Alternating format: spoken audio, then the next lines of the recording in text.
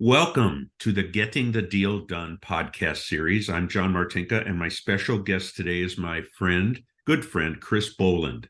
And we are going to talk about the power of promotional products. Disclaimer, Chris and I have known each other about 15 years, and I have used him and his company a number of times. Some great infusion water bottles with the logo on, logo wear for one of our companies. He does the shirts for our annual Rotary project in Antigua, and he has done a great job providing us with pens. And you think pens, and they're not the cheap little plastic things that run out of ink next week. They're some really solid metal pens, and they last a long, long time, and they're worth the cost. So, Chris, welcome. Yeah, hi, John. So let's start with a couple minutes on you and your background and how you got into this business. So I initially studied advertising and marketing with a minor of fine arts at Washington State University, and my intention was to go on to the advertising agency environment. And upon doing an internship, I realized that's not the life for me. And so I graduated and did some freelance marketing work in advertising, and then I landed a sales position and with a fitness company that eventually led to a sales position in a uniform manufacturing company, designing concepts and schemes and things. And what's funny is I kept running into people needing promotional items and having issues and complaints about it. And I found out that I had access to it. And so I started adding that on to my apparel sales. And it just kind of morphed from there. And then I've been in the business now of strictly promotional products 26 years, and had about 22 years with a small company partnership. And then I just switched to a company called Geiger, which is the largest privately owned promotional marketing company in the world. Still family owned, fifth generation at the helm. And so my role is I'm an independent consultant on their business platform. And the beauty is that we're able to leverage economies of scale, and the service is great because of the amount of business that Geiger does. So got a home office, independent, do my own thing, and have a lot of fun with it. And I totally love the creative side of it. Great, So, great. You got yeah. that entrepreneur side of it being your own little business with a big company behind you. So, what's been going on in the industry? Obviously, COVID decimated the trade show industry for quite a while, and I'm still lingering effects. What's going on with and supply chain issues? It's been very interesting, John. Yeah, literally in a month's time, our business completely flipped on its end. And obviously, I think the trade show model, although I still see the value in the face-to-face connection and relationship side, it's really down. Events are slowly creeping back. I'm just thinking more on like a local level. So the big scale trade shows, I think, may be a thing of history. But where the market's changed for us is twofold. One, the product selection, obviously supply chain issues have had a major impact on it. And even to this day, there's been a big change. For example, with certain polo shirts, it used to be that there'd be maybe 12 or 15 colors offered. Now there may be six or seven. The same thing's happening at retail. If you look at the toilet paper aisle, for example, there used to be 15, 20 different brands and styles and types. Now there's about six. And what the market has pointed out is that people are okay with that limited selection. It's not the end all be all.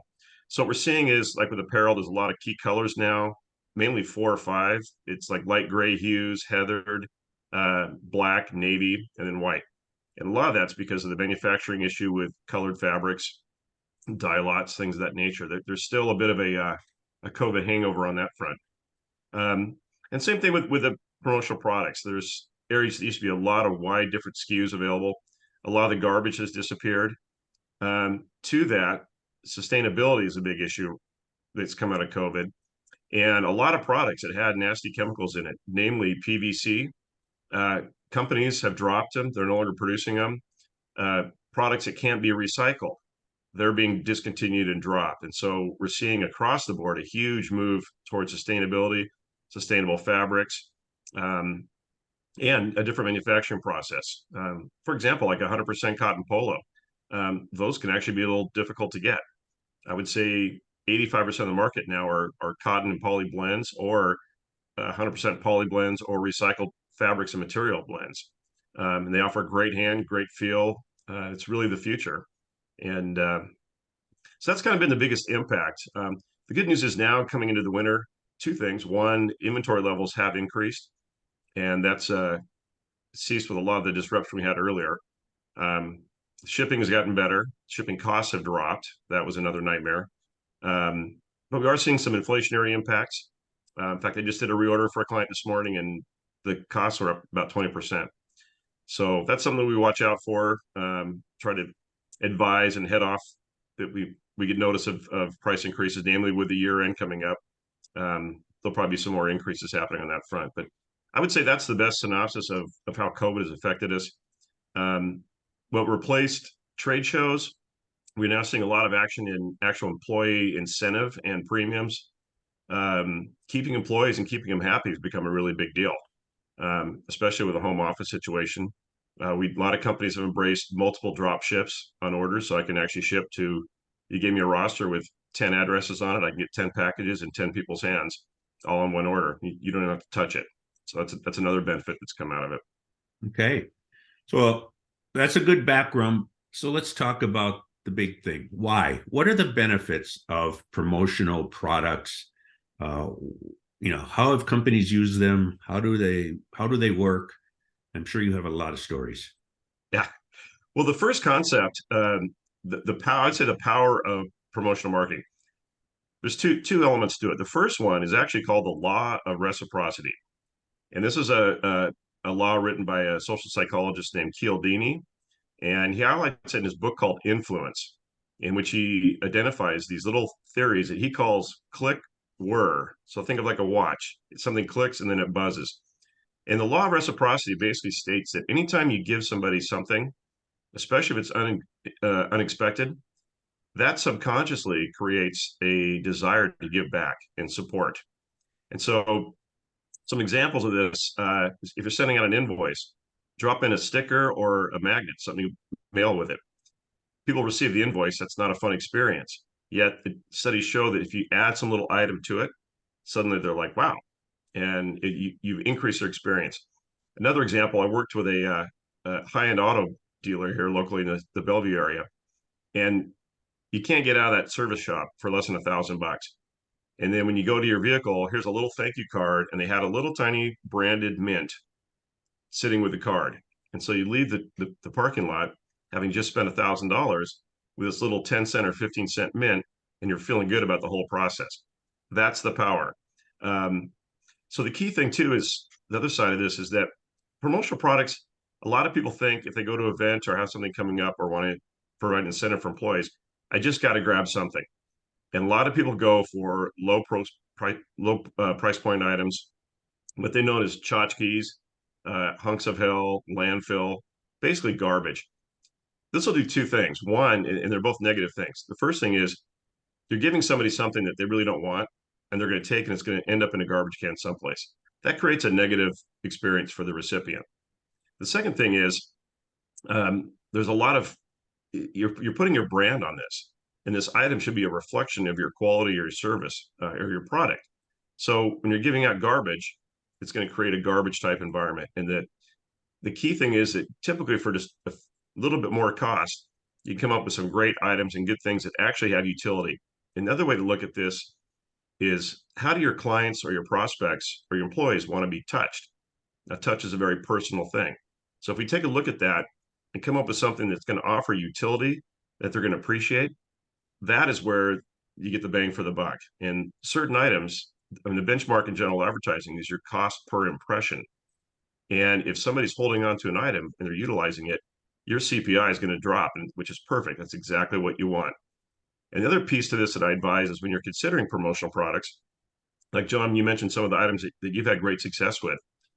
What I encourage is that we start out with some low minimums and we test the market and see how the item's going to be received. If you're getting feedback on it, then we just replicate, and it's easy.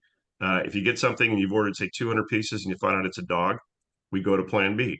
And therefore, you've not invested this gigantic budget into a product that may not be effective for you. Um, And that's a big deal too, because a lot of people have the mentality, well, I'll order 1,000 lip balms. I get a slight discount. Well, if the lip balm doesn't work for you, then the next argument is, oh, my marketing budget shot.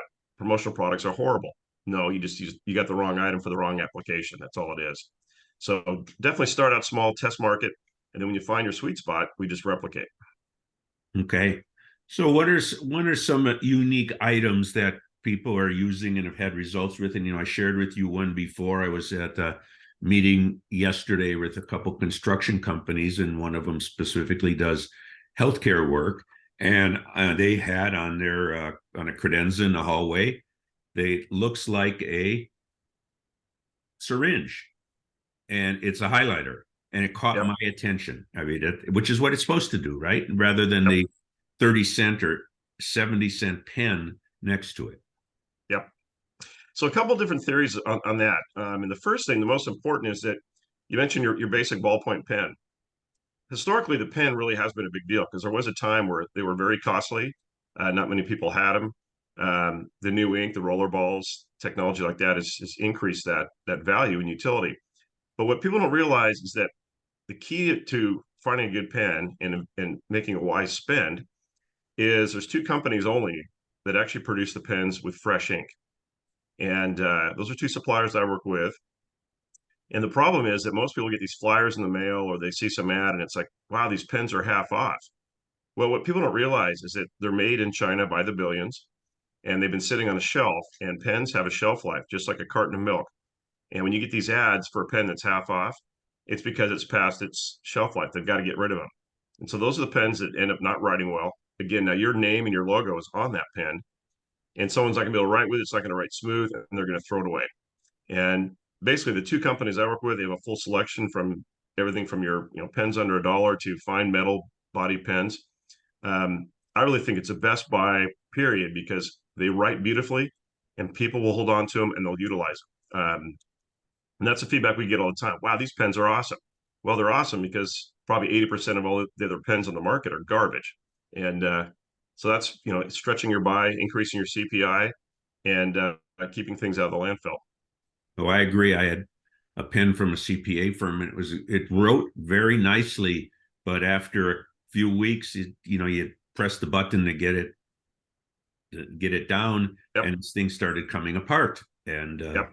because it was a nice little plastic pen, uh, that Yep. someone sold them on it. Look how cheap you can get this. What are some unique items out there? Things not the pens and Right now, well, again, it depends on the market, but a couple different things. I mentioned the with apparel and sustainability. There are some amazing fabrics coming out now that just offer an incredible hand and an amazing feel, and the price points aren't that bad. So there's a gamut of apparel. Another trend that I like and I'm seeing is leveraging what's happening at retail for your own company, your own products, or for your own employees. For example, everyone's heard of the Yeti mugs. And Yeti, in my opinion, is incredibly overpriced for what it is. I would say half the cost you're just paying for the brand. However, that same technology is available with a bunch of different off-brand companies and some branded ones we see at retail.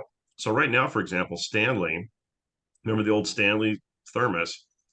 The Stanley tumblers and stainless steel mugs are the probably the most popular item right now, and this for selling going into fall and all summer at retail. And what's fun about that is that you can get the name brand things at a lower price. You can pair it with your company logo. It makes a great gift. Holidays coming up. That's something to consider too. Also, looking at some of the retail brands, we're able to get them at a much lower cost. And so what you're doing is if your employee, like there's a polo shirt from a company called Pebble Beach. I think Nordstrom sells these things for blank for $69 each. Beautiful golf shirt, great polo shirt. We can get them branded to you for probably 35 or 40. And what happens is your customers or your employees will see that item and go, wow, this is a $69 shirt. Holy cow. So you're increasing the perceived value based on what's happening at retail. So we tend to leverage that a bit. It's a little more difficult times to work with some retail brands because of inventory issues. Um, but that's a fun one.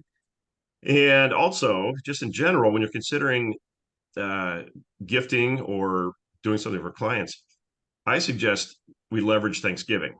and for two reasons. I think this is the most underrated marketing opportunity of the holiday season, if you will. Two reasons. First of all, Thanksgiving is a holiday about gratitude. What a better time to show your gratitude for employees or customers than right before Thanksgiving. The second thing is you're going to be the first one on the block in the gifting arena. Now, this is powerful for two reasons. One, when people get up around say Christmas and New Year's, they're gifted out. So suddenly your $50 gift basket that shows up at the office, like, oh man, another gift basket, pass me an apple. It doesn't have an effect. It's people are saturated, it's overwhelmed. So if you want to have an effect, you have that gift basket show up first and start the season and be the first one on the block with it. People are gonna look at that, they're gonna be all excited. Oh my gosh, a gift basket. I love it. And your brand's gonna be all over it.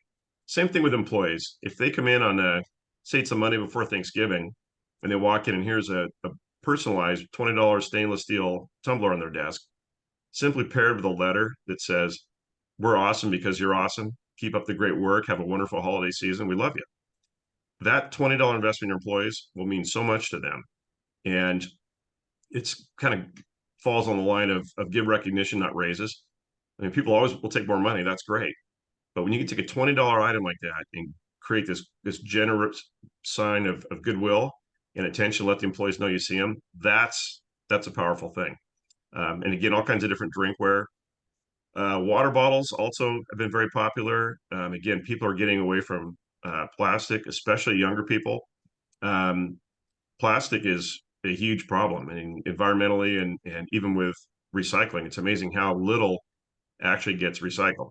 Um, but again, playing off the sustainability piece, also all natural. For example, a little less than $1 lip balm.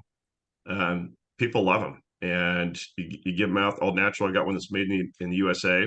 Great little thing that's got a high value. For example, I had a company went to a golf tournament. They ordered a bunch of lip balms, and they had 10 people come back actually thank them for the lip balm after the fact. They said they'd never had that result from a promotional giveaway. So other than that, we just look at the market, look at the people you're trying to attract, see if we can identify a need, and then we find the product that can fit. Because there are approximately a million items out there that can be branded. It's just a matter of really identifying your market, identifying the message, and then putting an item in a prospect or a client's hand when they need your product or service. That's another powerful element of promotional marketing. Chris, I can relate to what you're saying about unique and but also the quality. I'm thinking about it. I've got this year I received 4 cups or glasses from one from a client, a couple banks, etc. One from a client was a nice Yeti. I think it's a pint size with the cover and all that's great. One from an event I went to, one of the major banks, beautiful. If it's not Yeti, it's similar quality. But another one, there's a little tinny coffee cup and a cheap plastic cup with the bank's name on it. And, not going to use either one. Yeah. And, the other thing about that, which people don't realize, like for example, I was working with a customer down in California, a big construction company, and they were looking at doing some Yeti tumblers and then some other ones. And then they went to Alibaba, this importing website, and they found all these mugs from the direct imports from China. And they were like a third or half the cost. Well, the problem is you don't know what's in that stainless steel, and it's a non-regulated stainless. And there's a lot of safety stuff that we want to avoid the chemicals and the imports and all the garbage. And it's going to perform like that. And it's just going to go to the landfill. I had another guy ordered some kind of knockoff wine tumblers, and they had this horrible smell to them. Well, it was because something was in the stainless. It was a non-branded, basically a knockoff item. And so the fact is that for a little bit more cost, yeah, it's a little more out of pocket. However, look at the effect you're going to create. Almost kind of pairs well with the garbage in, garbage out. So that stuff, I don't even touch it. Same thing with apparel, like t-shirts. There's some promotional weight, promotional quality shirts. If you're going to a county fair and you want to hand out 1,000 shirts, yeah, we can do it for about $5-6 each. But the difference is that they're not going to be worn; they're going to be thrown away. But for $1 or $2 more cost, you can actually get a shirt that when it's Saturday morning, somebody's going to reach for your shirt because it's a quality piece. It wears well, it fits well, it's comfortable, and that is going to keep your message and your item hanging around. If it's garbage, it gets tossed. If it's great, it gets worn or used. So that's the key. That's what we want. So you've told me before about sticky notes. Talk to me about your clients that have used sticky notes. So this is a fun little trick. There's a so sticky notes, same thing as post-it notes. You can get them now fully imprinted, full color imprint. They're on special all the time for about 50 cents each, 60 cents, something like that. It does vary. But what's interesting about giving out custom branded sticky notes in little pads, first of all, extremely low cost. The second thing is you're going to own real estate on somebody's desk, and you're going to own it for a long time, because what's interesting is people, when they receive that, they uh, they assign a higher value for whatever reason to an imprinted sticky note. And oftentimes, when their normal blank ones run out, they'll actually get up and walk around the office looking for blank sticky notes, kind of cherishing or saving your branded sticky notes, or they'll use them very sparingly. And what's interesting is there was a gentleman I was working with, and I explained that to him, and he had a hard time believing it, but he bought the sticky notes and he gave them out. And again, they're a great little thing to just give away, high value. You can put them in an envelope, um, keep in your car, keep them everywhere. And it was about a year and a half later, and I got a phone call, and he's laughing, and he said, "You won't believe what I just caught myself doing." And I said, "You got up and were looking for blank sticky notes, weren't you?" And he said, "Yeah, I didn't even want to use my own." And so he got a laugh, little chuckle out of that. But that's the key thing with promotional marketing, is that things like that, you own real estate on people's desk. There's another unique product called mouse paper, which I love because they're low cost, and it's a notepad that's designed like a mouse pad that sits right on your desk, and so you can jot down quick notes. And the back of it's got a tacky surface on it, so it won't slide. So if you're holding your cell phone, you can actually comfortably write on this pad, and it won't slide around. And they've got, I don't know, 30 sheets. You can also imprint it with a calendar information, different branding, great imprint area, full color imprint. And we're looking at like $3.50 each. Um, and mouse pads in general have been making a comeback, because even though all the mice these days are the laser tracking, people still want a clear area to which to operate it. And it's just the mouse paper is a great spot on the desk. I love it because you can instantly just jot a note down. You're on the phone and you've got to capture some information. It's a great way to do it. And again, low cost. It's an item that's on a desk. People will be seeing your message or your logo daily, and it's a gift with great utility. Okay. Any final thoughts, Chris? If anyone's interested in discussing this, let them know how to contact me. And again, the key thing is we'll look at your customer, look at your message, look at where you want to be, and then we'll find a unique quality way to get your message there and in front of people when they need it. So Okay. that's the way it works. Why don't you share your contact info? Sure. My cell phone is 425-503-3804. Again, 503-3804. Or you can email me at cboland, it's Boland, at Geiger, GEIGER.com. And yeah, contact me, let me know what you're looking for. Typically, we'll send some links your way right away. And yeah, pretty much everything's paperless these days. Yeah. So yeah, so I can help out. Okay. Please let me know. Well, thank you, Chris. Again, this is Chris Boland with Geiger on the power of promotional products. And thank you for watching or listening to the Getting the Deal Done podcast. So long, Thank you, Chris. John.